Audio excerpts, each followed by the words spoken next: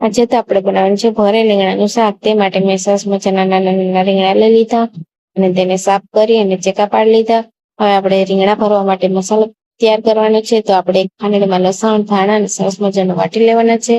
પછી આપણે લેવા માંડવીના બી. પછી તેને પણ આપણે સરસ મજાનો ભૂકો કરવાનો છે. તમે મિક્સરમાં પણ કરી શકો છો અને ખાંડણીમાં પણ કરી શકો છો.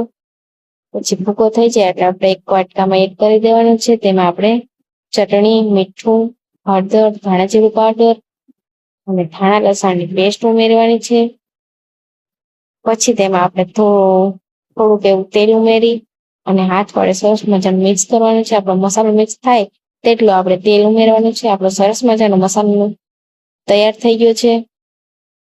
હવે આપણે તે સરસ મજાના રીંગણા ભરી લેવાના છે. આપણા રીંગણા ભરાઈ જાય એટલે મૂકી દઈએ તેલ થવા માટે. તેલ આવી જાય એમાં થોડુંક જીરું અને હિંગ ઉમેરી દઈએ અને બધાય ભરેલા રીંગણા એડ કરી દઈએ.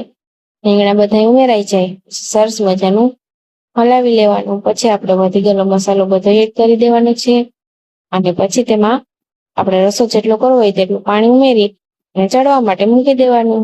થોડીક જ વારમાં આપણા રીંગણાનું શાક બનીને તૈયાર છે. તમે આને અવજિયા કહો છો કે ભરેલ રીંગણા, તે કોમેન્ટ કરીને જરૂરથી કહેજો. હવે આપણે આ ભરેલ રીંગણાને રોટલા સાથે સર્વ કરીએ. આ અમારા ભરેલ રીંગણાનું શાક તમને સારું લાગ્યું તો લાઈક, શેર, કોમેન્ટ કરો અને અમારા પેજમાં ન હોય તો સબસ્ક્રાઈબ કરો.